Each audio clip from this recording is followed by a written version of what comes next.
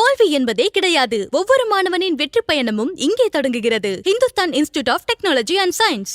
Junior விகடனில் தொடராக வந்து மக்களிடையே பெரும் எதிர்பார்ப்பை உருவாக்கிய எழுத்தாளர் லட்சுமி சரவணகுமாரின் 2ஆம் ஆட்டம் இப்போது ஆடியோ ஃபார்மேட்டில் உங்கள் விகடன் பிளேயில். இப்போதே விகடன் ஆப்பை இன்ஸ்டால் பண்ணுங்க. பிளே ஐகானை கிளிக் பண்ணி 2ஆம் ஆட்டத்தை உடனே கேளுங்க. பார்த்த ஒவ்வொருத்தருமே பதறிக்கிட்டு இருக்கோம். ஏங்க இப்படியாங்க பண்ணுவீங்க அப்படின்னு. இன்னும் அதுல இருந்து யாராலையுமே மீண்டு வர முடியலைங்க. காஷ்மீர்ல பாகல்காம்ல சுற்றுலாவாசிகள் மீது தீவிரவாதிகள் நடத்திய அந்த அட்டாக் தாங்க கொத்து கொத்தாக அப்பாவிகள் இறந்திருக்காங்க. உடனடியாக ஸ்பாட்டுக்கு பறந்திருக்காரு அமித்ஷா. என்ன நடந்தது? இன்னொரு பக்கம் சிக்கலோ சிக்கலில் செந்தில் பாலாஜி அவரோடு 3 அமைச்சர்களும் தலைவலியாக மாறிக்கொண்டிருக்காங்க. இல்ல இப்ப கூடுதலா இன்னொருத்தரும் சேர்ந்திருக்காரு அப்படிங்கிறாங்க. இவர்களுக்கு எதிராக வாழ் சுழற்ற தொடங்கியிருக்காங்க எதிர்கட்சிகள் அப்படின்லாம் தெரிவிக்கிறாங்க.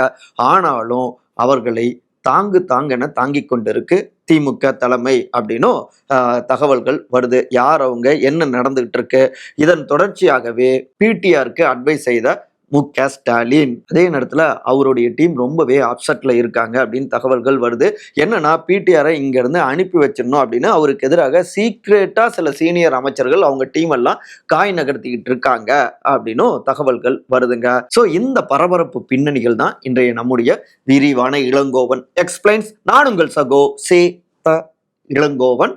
நிகழ்ச்சிக்கு போகலாம். பகல்காம் பயங்கரவாத தாக்குதல். ஸ்பாட்டுக்கு பறந்த அமித்ஷா. நடந்தது என்ன? ஜம்மு காஷ்மீர்ல இருக்கக்கூடிய பகல்காம் நம்ம இந்தியாவில் இருக்கக்கூடிய மினி சுவிட்சர்லாந்து அப்படின்னு அழைக்கப்படுகின்ற ஒரு அற்புதமான சுற்றுலா தளம்ங்க. இப்படிதான் உலக வரைபடத்துல அதனுடைய பெயர் இருக்கு. ஆனா நேற்றைக்கு டோட்டலா அந்த பெயர் மாறிடுச்சுங்க.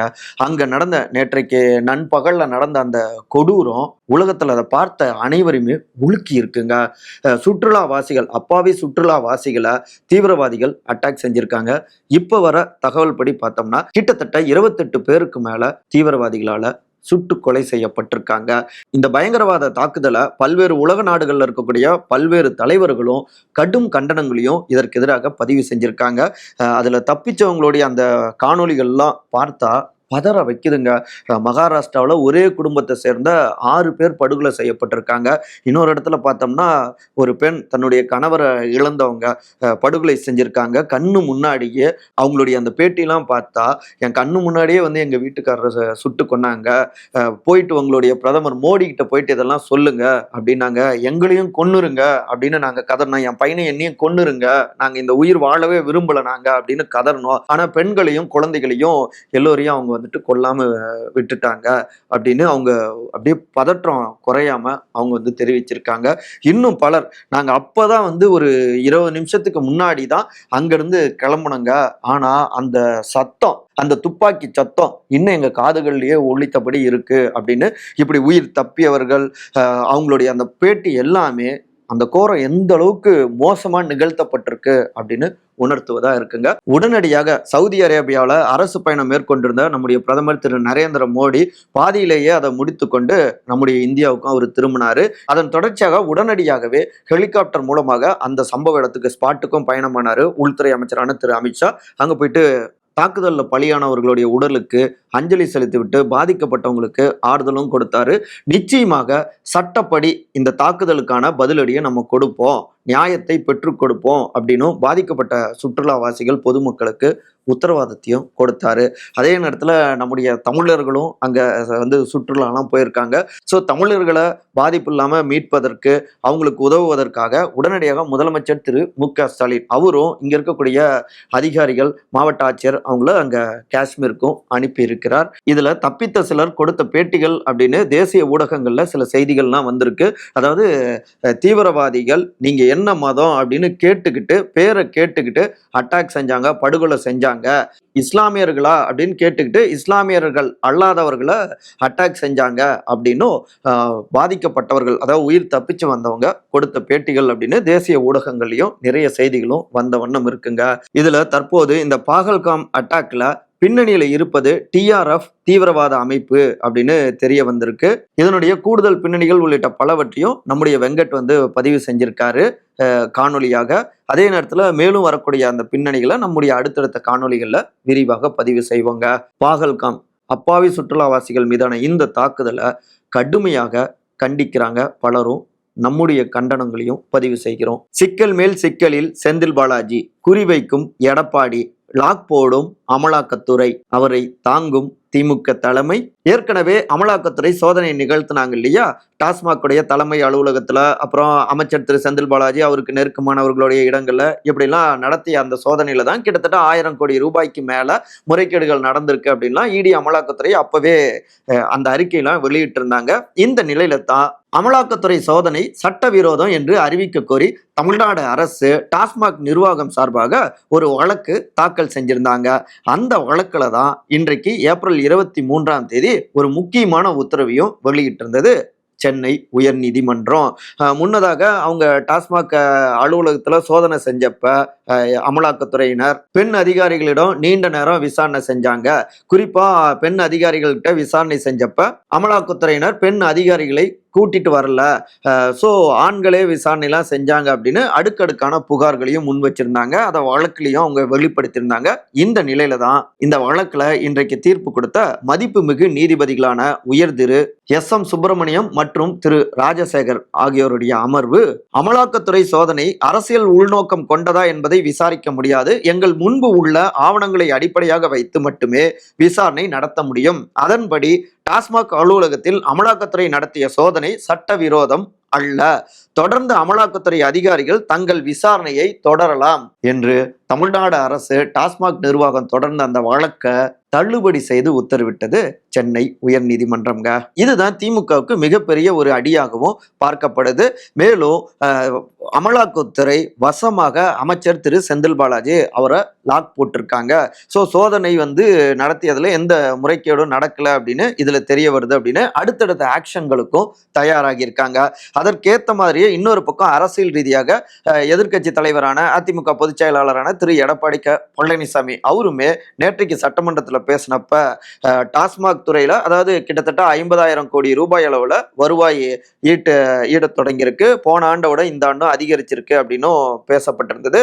இதை ஒட்டி தான் வெளியில பத்திரிகையாளர்கள்ட்ட பேசினப்ப திரு எடப்பாடி, பாட்டிலுக்கு 10 ரூபாய் கூடுதலா விலை வச்சு விற்பனை செய்யறாங்க, இந்த அடிப்படையில மட்டும், அதாவது ரமணப்படம் மாதிரி புள்ளி விவரங்களை அடுக்கி ஆண்டுக்கு சுமார் 5,400 கோடி ரூபாய் அளவுல ஊழல் முறைகேடுகள் நடந்திருக்கு அப்படின்னு ஷாக் கொடுத்திருந்தாருங்க. இதே விஷயத்துல உடனடியாக திரு செந்தில் பாலாஜி அவரு பேசினப்ப, எந்த முறைகேடும் நடக்க கிடையாது, டாஸ்மாக்ல இப்ப மட்டும் கிடையாது, கடந்த அதிமுக ஆட்சி காலத்திலையும் கூட 10 ரூபாய் கூடுதலாக விலை வச்சு வித்திருக்காங்க அப்படின்னு அவரும் சில புள்ளி விவரங்களை அடுக்கியிருக்காரு. டக்குன்னு அதை பார்ப்போம். கடந்த 2011 அப்புறம் குறிப்பா 2016 முதல் 2021ஆம் ஆண்டு வரை கூடுதலா 10 ரூபாய் வச்சு மது விற்பனை செஞ்சதாக 15,400 வழக்குகள் பதிவு செய்யப்பட்டு ஊழியர்கள்கிட்ட இருந்து கிட்டத்தட்ட 14 கோடி அபராதம் வசூலிக்கப்பட்டிருக்கு. அதே நேரத்துல கடந்த 4 ஆண்டுகள்ல ஊழியர்கள் கிட்ட இருந்து 6 கோடி ரூபாய் அபராதம் வசூலிக்கப்பட்டிருக்கு. அதாவது இப்போ விட முன்னதான் அதிகமாக இருந்திருக்கு அப்படின்னா புள்ளி விவரங்களை அடுக்கியிருக்காரு தன் பங்குக்கு செந்தில் பாலாஜியும். ஆனாலும் இந்த இடத்துல பெருசா ஸ்கோர் பண்ண முடியல. ஏற்கனவே அவருக்கு எதிராகத்தான் அந்த தியாகி யார் அப்படின்னு அதிமுகவும் பெரிய அளவுல பரப்புரைய முன்னெடுத்திருந்தாங்க. இன்னொரு பக்கம் இடி அமலாக்கத்துறையும் லாக் போடுறாங்க. ஏற்கனவே ஏன் அவரு அமைச்சர் பதவியில நீடிக்கிறார் அப்படின்னும் கேள்விகள்லாம் வந்திருக்கு. அந்த பதவியின் காரணத்தால எப்படி சுதந்திரமாக விசாரிக்க முடியும் அப்படின்லாம் அமலாக்கத்துறை சார்பிலும் வாதங்கள் முன்வைக்கப்பட்டிருந்தது. எல்லா பக்கமும் சுத்தி சுத்தி கால் வைக்கிற இடமெல்லாம் அரசியல் ரீதியாக கண்ணி வெடியாக இருக்கு செந்தில் பாலாஜிக்கு. இதுல முக்கியமா 10 ரூபாய் விலை அதிகமா வச்சு விற்கிறாங்க அப்படின்னு சொன்னா அதை தடுக்க வேண்டியதுதான் உங்களுடைய வேலையா இருக்கணும். அதை விட்டுட்டு முந்தைய ஆட்சியிலையும் அதே மாதிரி வித்திருக்காங்க அப்படின்னு சொன்னா நாங்க மட்டுமா தப்பு பண்ணோம், அவங்களும் தானே தப்பு பண்ணாங்க அப்படின்னு சொல்ற மாதிரி இருக்கு. சரிங்க, ஒரு வாதத்துக்கு வச்சுப்போம், அதிமுக தப்பு பண்ணியிருக்கு அப்படிங்கிறத தெரிஞ்சுதானே அந்த தப்பை சரி பண்ணணும், அவங்களுக்கு தண்டனை கொடுக்கணும் அரசியல் ரீதியாக அப்படின்னு பொதுமக்கள் உங்களுக்கு வாக்களித்து வெற்றி பெற வச்சாங்க. அப்ப முழுமையாக முறைகேடு இல்லாத ஒரு நிர்வாகத்தை கொண்டு வரணுமா இல்லையா? அடுத்து மதுவிலக்கு அப்படின்லாம் முந்தைய ஆட்சி காலத்துல போராடினீங்க, உங்களை நம்பித்தானே பொதுமக்களும் வாக்களிச்சாங்க. அப்படி இருக்க அதற்கான சுவடே எதுவுமே தெரியலையே, அந்த குறைஞ்சபட்சம் டாஸ்மாக் கடைகளை எண்ணிக்கையை குறைக்கிற வேலைகள் கூட நடக்கலையே அப்படின்னும் சமூக ஆர்வலர்கள்ட்ட இருந்தும் கேள்விகள் டாஸ்மாக் துறை அமைச்சர் செந்தில் பாலாஜி அவரை நோக்கி சரசரசரன்னு வந்த வண்ணம் இருக்குங்க. இதுல மேற்கு மண்டலத்துல திமுகவுக்கான வலுவான அடித்தளத்தை உருவாக்கி கொண்டிருக்காரு செந்தில் பாலாஜி. மேற்கு மண்டலம் தான் அதிமுக பாஜகவுடைய வலுவான ஒரு கோட்டை பிரதேசம். பிரிஞ்சிருந்தா அது திமுகவுக்கு சாதகமாகும் அப்படின்னு தான் இப்ப 2 பேருமே இணைஞ்சிருக்காங்க கூட்டணியில. மேலும் செந்தில் பாலாஜியும் அங்க டம்மி ஆக்கிட்டா, அவருடைய வேகத்தை குறைச்சிட்டா அங்க முழுமையாக வெற்றி வாகையை சூடிடலாம். இன்னொரு பக்கம் சவுத்துல வேற மாதிரியான ஒர்க் பிளானை போட்டு ஆட்சி மாற்றத்தையும் ஏற்படுத்திடலாம் அப்படிங்கிறதா எடப்பாடி நயினார் நாகேந்திரனுடைய கணக்கா இருக்குங்க. இதெல்லாம் புரிஞ்சுக்கிட்டு தான் அமைச்சர்களுக்கு சப்போர்ட்டிவாகவே திமுகவுடைய தலைமையும் இருக்கு அப்படின்னும் இங்க இருந்து அறிவாலய வட்டாரங்கள்ல இருந்தும் தகவல்கள் வருது. ஆனாலும் வளமான துறையுடைய அமைச்சராகவும் இருக்காரு, கட்சிக்கும் வளமாக பல கவனிப்புகளையும் அவர் செய்யறாரு. அதனாலேயே செந்தில் பாலாஜி மேல இவ்வளவு பிரச்சனைகள் வந்தும் விமர்சனங்கள் வந்தும் அவரை தாங்குன்னு தாங்கிட்டு இருக்கு திமுகவுடைய தலைமை அப்படின்னும் சில முணுமுணுப்புகளும் சில சீனியர் அமைச்சர்கள்ட்ட இருந்தும் வெளிப்பட்டு கொண்டிருக்குங்க அப்படின்னும் அறிவாலய வட்டாரத்துல இருந்தே தகவல்களும் வருதுங்க. இந்த நிலையில இன்றைக்கு இன்னொரு முக்கியமான உத்தரவும் வந்திருக்கு. சொத்து குவிப்பு வழக்குல சீனியர் அமைச்சரான திரு துரைமுருகன் அவரை கீழமை நீதிமன்றம் விடுவித்ததை அந்த உத்தரவை ரத்து செய்து சென்னை உயர் நீதிமன்றம் ஒரு புது உத்தரவையும் போட்டிருக்குங்க. மேலும் துரைமுருகன் மற்றும் அவருடைய குடும்பத்தினர் மீது குற்றச்சாட்டுகளை பதிவு செய்து வழக்கை 6 மாதங்களுக்குள் வேலூர் நீதிமன்றம் விசாரித்து முடிக்க வேண்டும் அப்படின்னு அந்த உத்தரவுல குறிப்பிட்டிருக்காங்க. சோ சீனியர் அமைச்சருக்கும் இப்ப லாக் போடப்பட எத்தனை அமைச்சர்கள் அப்படின்னு புது தலைவலிகள் சேர்ந்திருக்கு திமுக தலைமைக்கு. அட்வைஸ் செய்த மு.க. ஸ்டாலின் அப்செட்டில் பிடிஆர், பின்னணியில் ஓரம் கட்ட துடிக்கும் சில சீனியர்கள். தமிழவேல் பி.டி. ராஜன் வாழ்வே வரலாறு இந்த முக்கியமான புத்தகத்தை ஏப்ரல் 22ஆம் தேதி நேற்றைக்கு கலைவாணர் அரங்கத்துல மாலை நேரத்துல முதலமைச்சர் திரு மு.க. ஸ்டாலின் வெளியிட்டாருங்க.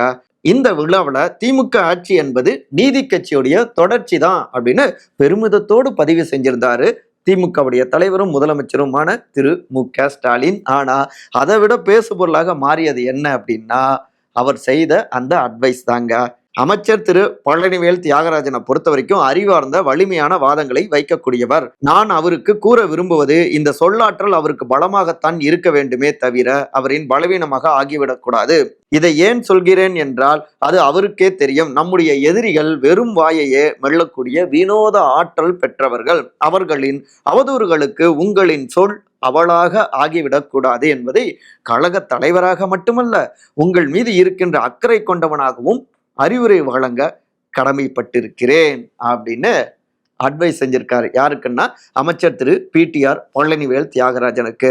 மேலும் என் சொல்லை தட்டாத பிடிஆர் என்னுடைய அறிவுரையுடைய அர்த்தத்தையும் ஆழத்தையும் புரிஞ்சுக்குவாரு அப்படின்னு நம்புறேன் அப்படின்னும் அழுத்தமாக அதையும் பதிவு செஞ்சிருக்காரு. அவர் அட்வைஸ் பண்ண அங்கிருந்த அமைச்சர் பிடிஆர் அப்படியே தர்ம சங்கடத்துல இருந்தாருங்க. அந்த காட்சியை பார்த்தவங்களுக்கு புரிஞ்சிக்க முடியும். சரி, எதற்காக முதலமைச்சர் அமைச்சருக்கு அட்வைஸ் செய்தார், அதனுடைய பின்னணி என்ன? சமீபத்திலங்க சட்டமன்றத்துல கூடலூருடைய சட்டமன்ற உறுப்பினரான அதிமுகவுடைய திரு பொன் ஜெயசீலன் வேலை வாய்ப்பை உறுதி செய்யற மாதிரி எங்களுடைய தொகுதிக்கு ஐடி பார்க் அவை எல்லாமே கொண்டு வரணும் அப்படின்னு சில விஷயங்களை முன் வச்சாருங்க. அதற்கு தான் பதில் கொடுத்த துறை ரீதியிலான அமைச்சரான திரு பிடிஆர் பழனிவேல் தியாகராஜன், நிதி ரொம்பவே குறைவாக ஒதுக்கப்படுது, மற்ற மாநிலங்கள் போல கிடையாது, ஐடி பூங்காக்களும் எங்களுடைய துறையின் கீழே செயல்படுவது கிடையாது, மேலும் டைடல் நியோ டைடல் போன்றவை தொழில் துறையுடைய கீழே தான் வருது, அது அசாதாரணமான சூழ்நிலையாக இருந்தாலும் அதுதான் 20 ஆண்டுகளாக தமிழ்நாட்டிலும் நடந்துகிட்டு இருக்கு. அதனால யாரிடம் நிதியும் திறனும் அதிகாரமும் இருக்கோ அவர்கிட்ட கேட்கறது தான் சரியா இருக்கும், எங்களிடம் நிதி இல்லை அப்படின்னு சட்டமன்றத்துல போட்டு உடைச்சாருங்க. அப்பவே இது ஒரு சலசலப்பை ஏற்படுத்தினது. உடனடியாக சபாநாயகர் திரு அப்பாவு அவரும் இங்க முதலமைச்சர்கிட்ட பேசி முடிவெடுக்கணும், எப்பவுமே பாசிட்டிவாக தான் பதில் கொடுக்கணும், அதுதான் உறுப்பினர்களுக்கு நன்றாக இருக்கும் அப்படின்னு அப்பவே சபாநாயகர் திரு அப்பாவு தெரிவிச்சிருந்தாருங்க. வெளியில உடனடியாக பிடிஆருக்கு எதிராக பல்வேறு வேலைகளும் நடந்தது. அதனுடைய பின்னணிகளை உடனடியாக அப்பொழுதே நம்ம ஒரு காணொலியாகவும் பதிவு செஞ்சிருக்கோம்.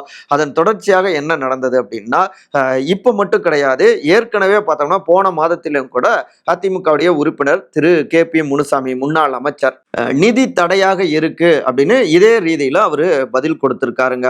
சோ தொடர்ந்து நிதி இல்லை, நிதி போதாமை இருக்கு அப்படிங்கிறத பதிவு செய்தபடியே இருக்காரு பிடிஆர் பழனிவேல் தியாகராஜன். இப்படியான பேச்சுகள் ஆட்சியுடைய இயலாமையை சுட்டி காட்டுவது போல இருக்கு. அப்ப எதுவுமே பண்ண மாட்டாங்க போல அப்படின்னு ஒரு இமேஜ் வெளியில உருவாகிடும். அதையே எதிர்க்கட்சிகள் கையில எடுத்துக்கிட்டு எந்த கோரிக்கை வச்சாலும் செஞ்சு தரத்துக்கு நிதி இல்ல அப்படிங்கிற விமர்சனங்களை முன்வைப்பாங்க. இதே காரணமா சொல்றாங்க அப்படின்னு. இன்னொரு பக்கம் கடன் சுமை அதிகரிச்சுக்கிட்டே இருக்கு. ஆனா மக்களுக்கு வேண்டியது மட்டும் எதுவுமே கிடைக்கல என்றும் எதிர்க்கட்சிகள் கடுமையாக விமர்சனங்களை முன் வைப்பாங்க. ஏற்கனவே அதை செஞ்சுக்கிட்டு இருக்காங்க. அதற்கு மேலும் வலு சேர்க்கக்கூடிய வகையில ஆகிடும். தேர்தல் நெருங்குற நேரத்துல இது நமக்கு நெகட்டிவ் இமேஜை கொடுத்துரும் அப்படின்னு பலவற்றையுமே சில சீனியர் அமைச்சர்களும் முக்கியமானவர்களும் முதலமைச்சர் திரு மு.க.ஸ்டாலின் எடுத்துரைச்சிருக்காங்க. அடுத்து தொழில்துறைக்கு அதிக நிதி போவது போலவும், அதாவது தங்கள் கையில இல்ல, எங்களுக்கு குறைவாக தான் ஐடி துறைக்கு நிதி கொடுக்குறாங்க அப்படின்லாம் இதுல அவர் பேசியிருந்தார் இல்லையா.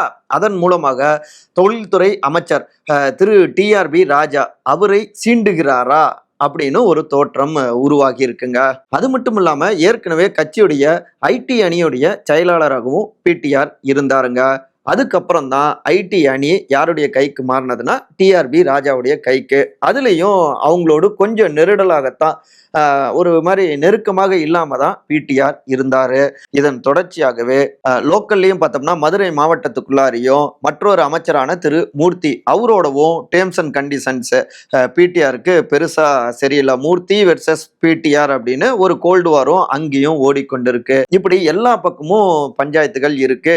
இப்படி அவர் ஓப்பனாகவே சட்டமன்றத்திலும் பேசுவது எதுவுமே சரியில்லை அப்படின்னு பல விஷயங்களையும் முதலமைச்சருடைய காதுல போட்டு விட்டாங்க. இந்த நிலையில தான் தன்னுடைய தாத்தா முன்னாள் முதலமைச்சர் மறைந்த திரு பி.டி. ராஜன் அவருக்கான அந்த புத்தக வெளியீட்டு விழாவுக்காக முதலமைச்சரையும் போய் சந்திச்சாரு பிடிஆர் பழனிவேல் தியாகராஜன். அப்பவே முதலமைச்சர் இறுக்கமான மனநிலையில தான் இருந்தாரு. நீங்க பேசுறது அந்த அளவுக்கு சரியில்லை, சரியான விஷயமாக இருந்தாலும் அது பொது இடத்துல பேசுறப்ப கவனத்தோடு முன்வைக்கக்கூடியதாக இருக்கணும் அப்படின்னு அப்பவே முதலமைச்சர் கொஞ்சம் கோபமாக தன்னுடைய அட்வைஸை பதிவு செஞ்சிருந்தாரு. அதனுடைய மற்றொரு வெளிப்பாடாக தான் விழாவிலையும் கூடுதலாகவும் அந்த வார்த்தைகளை பதிவு செஞ்சிருக்காரு. மற்றவங்களுக்கு அவள் கொடுத்துடக்கூடாது அப்படின்னும் இந்த பின்னணிகளை பகிர்ந்துக்கிறாங்க அறிவாலயத்தில் இருக்கக்கூடிய சில சீனியர் தலைவர்கள். இதுல முக்கியமா பிடிஆருடைய ஆளுமை, அவருடைய அறிவு, அது எல்லாவற்றுக்கும் எந்த வகையிலும் மதிப்பு குறைந்து விடக்கூடாது அப்படின்னு கவனமாகத்தான் தன்னுடைய அட்வைஸை பதிவு செஞ்சிருக்காரு முதலமைச்சர். எங்கேயும் யாரையும் அவர் விட்டு கொடுக்கல அப்படின்னும் கூடுதலா அந்த அட்வைஸுக்கு சப்போர்ட்டாக பேசுறாங்க சில சீனியர்கள். அதே நேரத்துல சத்தமில்லாம உள்ள நடந்த இன்னொரு சமாச்சாரம் என்னன்னா, பிடிஆர் அவருக்கு எதிராகவே சில சீனியர் அமைச்சர்களும் சில ஜூனியர் அமைச்சர்களும் கை கோர்த்திருக்காங்க. என்னன்னா, பிடிஆர் எதையுமே ஓப்பனா ஸ்ட்ரெயிட் டு ஸ்ட்ரெயிட்டா அடிக்கக்கூடிய ஒரு கேரக்டர். எல்லா இடத்திலும் ஆணித்தரமாக ஆதாரபூர்வமாக தன்னுடைய வாதங்களையும் முன்வைப்பாரு. அது ஆல் இந்தியா லெவல்ல திமுகவுடைய இமேஜையும் உயர்த்தக்கூடியதாக இருக்கு. சமீபத்துல மும்மொழி கொள்கை, கல்வி நிதி உள்ளிட்ட பல்வேறு விஷயங்களிலும் பிடிஆர் எடுத்துரைத்த அந்த வாதங்கள், தொலைக்காட்சிகள்ல அவர் கொடுத்த அந்த பேட்டிகள் எல்லாமே ஆல் இந்தியா லெவல்ல வைரல் ஆனது. பல்வேறு மாநிலங்கள்லயும் மொழிபெயர்க்கப்பட்டும் சென்ட்ரல் ஆளும் பாஜகவுக்கு எதிராகவும் தீவிரமாக அதை முன்னெடுத்தாங்க. இதெல்லாம் மு.க.ஸ்டாலின் அவருடைய இமேஜையுமே உயர்த்தினது. உங்களுடைய அமைச்சர் பாருங்க பக்காவா பேசுறாரு அப்படின்னு. சோ இங்க எல்லாமே பிடிஆர் ஸ்கோர் பண்ணாரு. இதை ஒட்டி முதலமைச்சரும் ரொம்ப சூப்பரா செயல்படுறாரு அப்படின்னு அப்பவே பிடிஆருக்கு பாராட்டுகளையும் பதிவு செஞ்சிருந்தாரு. ஆனா இவ எல்லாமே சில சீனியர்கள் விரும்ப கிடையாது. பிடிஆருக்கான இவ்வளவு இம்பார்ட்டன்ஸ் கொடுக்கறது எதற்கு சரி? அங்க இப்படி ஓப்பனா பேசுறாரு, ஆனா எல்லா இடத்துலயும் இப்படியே ஓப்பனா பேசுறதால நம்முடைய கட்சிக்கும் கட்சியில் இருக்கக்கூடிய ஏனைய துறை சார்ந்த அமைச்சர்களுக்குமே அது நெருடலாகவும் சிக்கலையும் ஏற்படுத்திக்கிட்டு இருக்கு. அவருக்கு ஒரு கடிவாளம் போடணும் அப்படின்னு சத்தம் இல்லாம சில வேலைகளையும் செஞ்சாங்க. இதற்குனே தனியா ஒரு வார் ரூம் வைக்கிற அளவுக்கு ஒரு சிலர் சேர்ந்து அவருக்கு எதிரான விஷயங்களை முதலமைச்சருடைய காதலையும் போட்டு வச்சாங்க. மிக முக்கியமா அவரு அறிவுபூர்வமா செயல்படுறாரு. டெல்லியை எதிர்த்து, அதாவது பாஜகவை எதிர்த்து சூப்பரா செயல்படுறாரு. அப்படிப்பட்டவரை அந்த நார்த்து அரசியல், ஆல் இண்டியா அரசியலுக்கே நம்ம அனுப்பி வைக்கலாமே, ஏன் இங்க ஸ்டேட் அரசியல்ல இருக்கணும் அப்படின்னும் அவரை இங்க இருந்து நகர்த்தக்கூடிய வேலைகளையும் அதற்கும் ஸ்கெட்ச் போட்டு சிலர் வேலை பார்த்துட்டு இருக்காங்க. அதுதான் வார் ரூம்ல அவங்களுடைய பிரதான வேலைகளாக இருக்கு. இங்க வட மாவட்டத்தில் இருக்கக்கூடிய ஒரு மலை பிரதேசத்து முக்கியமான அமைச்சரும் கூட பிடிஆருடைய அந்த ஆளுமை இதெல்லாம் அவருக்கும் பிடிக்காம தான் இருக்கு. அவரும் சில விஷயங்களை முதலமைச்சர் காதுல போட்டு வச்சிருக்காரு. இந்த நேரத்துல தான் சட்டமன்றத்துல நிதி இல்லை அப்படின்னு பிடிஆர் பேசியது ஒரு நல்ல வாய்ப்பா அமைஞ்சிருச்சு. பாருங்க இப்படியே பேசிட்டு இருக்காரு, இதனால கட்சிக்கு தான் கெட்ட பேரு அப்படின்னு சொல்லவும் தான் அது முதலமைச்சருக்கு கோபமாகி இன்னொரு பக்கம் அது கூடுதல் அட்வைஸ் ஆகவும் மாறி இருக்கு. சொந்த கட்சிக்குள்ளார இருக்கக்கூடிய சில அமைச்சர்கள் மீது எதிர்க்கட்சிகள் மோசமான முறைகேடு புகார்கள்லாம் முன்வைக்கிறாங்க. ஆனா அவர்களை கண்டிக்க கிடையாது.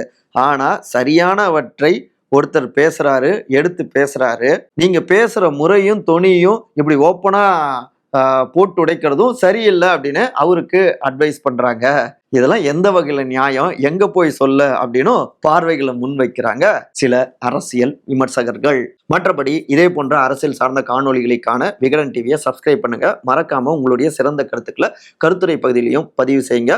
அன்பால் ஒருங்கிணைந்திருப்போம். நன்றி, வணக்கம். மாணவர்களின் வெற்றியை எங்களது ஒரே குறிக்கோள். 40 ஆண்டு அனுபவம் உள்ள Hindustan institute of technology and science பெற்றோர் மற்றும் மாணவர்களின் பேராதரவை பெற்ற தரமான நிகர்நிலை பல்கலைக்கழகம்.